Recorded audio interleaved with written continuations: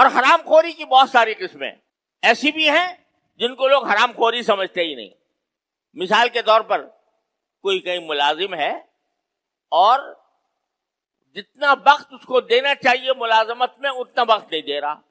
8 گھنٹے اس کے اوپر لازم ہے کہ 8 گھنٹے وہ اپنا وقت اس ملازمت کے کام میں صرف کرے, لیکن 8 گھنٹے میں سے وہ 10 منٹ بھی بچا لیا یا 15 بھی بچا لیے اس نے کسی اور کام میں. 15 منٹ جو اس نے نکالے, اس 15 منٹ کے معاوضے میں جو تنخواہ ہوگی وہ تنخواہ حرام ہوگی. وہ کھانا بھی حرام ہو جائے گا, کھانے میں حرام کی آمیزش ہو جائے گی. ایسا ہوگا جیسے حرام کھانے کے اندر خنزیر کا گوشت کی ملاوٹ ہو جائے. کیوں؟ اس لیے کہ اس نے معاہدے کی خلاف ورزی کی.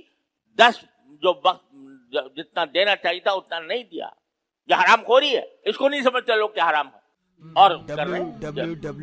یہاں تک کہ اگر کوئی شخص اپنے فرائض جو اس کے ملازمت کے فرائض ہیں ان ملازمت کے فرائض کو چھوڑ کر نماز بھی پڑھے گا, نفلی نماز بھی پڑھے گا, نفلی تلاوت بھی کرے گا, حرام ہوگا اس کے لیے اور اتنی تنخواہ اس کے لیے حرام ہو جائے گی.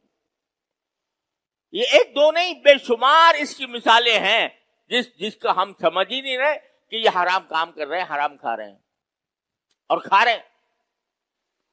تو ان تمام چیزوں کی طرف دھیان ہونا چاہیے, ان تمام چیزوں کے بارے میں عزم کرنا چاہیے کہ ہمارے منہ میں, ہمارے حلق میں کوئی حرام کی آمیزش نہیں ہوگی. جب تک یہ قوم یہ تہیہ نہیں کر لے گی وہ اس گرداب سے نہیں نکل سکتی جس غلامی کے گرداب میں اس وقت پھنسی ہوئی ہے.